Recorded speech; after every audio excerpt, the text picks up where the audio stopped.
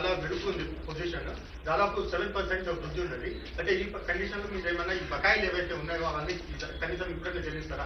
ఏం బకాయి? నీకేం బకాయి ఉంది రాహుల్? 35,000 కోట్లు ఎవరికి? డిస్కమ్లక చేద్దాం. 35,000 కోట్లు. నేను ముందే చెప్పిన ఆదాయం పెంచుతాం, పేదలకు పంచుతామని. వారు చెయ్యండి, మేం చేసింది సన్నబియ్యం 200 యూనిట్లు ఉచితం, 21,000 కోట్ల రూపాయల రైతు రుణమాఫీ, 9,000 కోట్ల రూపాయలు 9 రోజుల్లో రైతు భరోసా, 22,500 కోట్ల రూపాయలు 4,50,000 ఇందిరమ్మ ఇండ్లు. ఇట్లా చంద్రశేఖరరావు గారు చెయ్యని చాలా పనులను ఈరోజు మేము చేసినాము.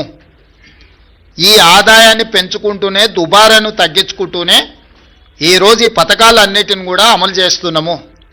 ఎంత ఆదాయాన్ని పెంచితే అంత పేదలకు ప్రయోజనం చేకూర్చే విధంగా ఖచ్చితంగా మేము వాటిని వినియోగం చేస్తాం. ఒక్క రూపాయి కూడా దుర్వినియోగం జరగకుండా ప్రజలకు ఏ రకంగా మేలు చేయాలనేదే మా నిత్యం తాపత్రయము. ఖచ్చితంగా వాటిని అమలు చేస్తాం. ఇప్పుడు ఎన్నికలకు సంబంధించి మాట్లాడుకుందాం. గ్రామ పంచాయతీ ఎన్నికలు వాటి ఫలితాల మీద మాట్లాడుకుందాం.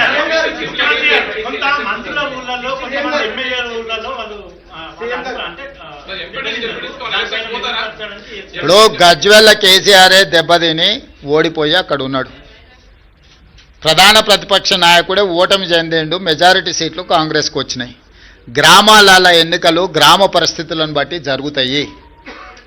శాసనసభ్యుడినో మంత్రినో ముఖ్యమంత్రినో పట్టి జరగవు. ఓవరాల్గా ఫీల్ గుడ్ ఫ్యాక్టర్ ఉంటుంది. గ్రామంలో ఉండే నేపథ్యాన్ని, సామాజిక వర్గాల సమతుల్యతను దృష్టిలో పెట్టుకొని ఎన్నికలు జరుగుతాయి. ఎట్లా జరిగినా ఫలితాలు అనేది ఇక్కడ కళ్ళకు కట్టినట్టుగా కనిపిస్తున్నాయి. 94 నియోజకవర్గాలలో 87 శాసనసభ నియోజకవర్గాలలో కాంగ్రెస్ పార్టీకి మెజారిటీ వచ్చింది. ఈ లిస్ట్ అంతా మీకు ఇస్తాము. ఏ నియోజకవర్గంలో ఎన్ని గెలిచిండ్రో స్పష్టంగా మీకు లిస్ట్ ఇస్తాము. మీరు కావాలంటే నిజ నిర్ధారణ కమిటీ వేసుకొని ఆయా నియోజకవర్గాలలో మీరు పర్యటించండి. ఇన్ని 12,702 గ్రామ పంచాయతీల ఎన్నికలు జరిగినప్పుడు 1, 2, 3 అటో ఇటో ఫలితాలు వస్తాయి.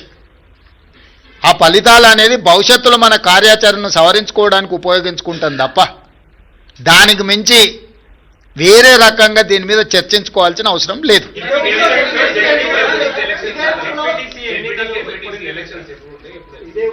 తొందరలోనే శాసనసభ పెట్టి చర్చ చేసి అందరి అభిప్రాయం తీసుకుంటాం ఎట్లా ముందుకెళ్దాం అనేది.